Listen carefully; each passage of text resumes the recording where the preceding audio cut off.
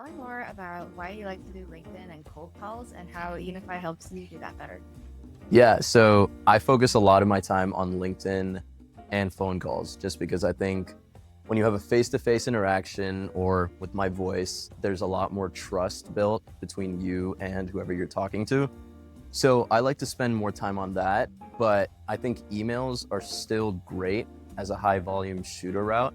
Earlier this week, I heard a fun story about how you called someone like every week. Can you tell us about that?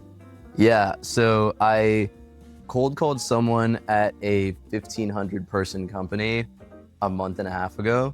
And she was like, "Oh, you caught me at a bad time. I moved companies last week."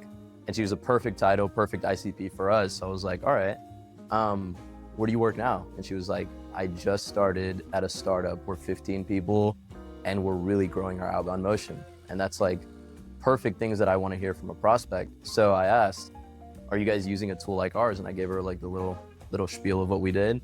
And she was like, "No, that's actually really interesting though. Our marketing guy is going to get hired next week. You should call back next week." Called back in a week.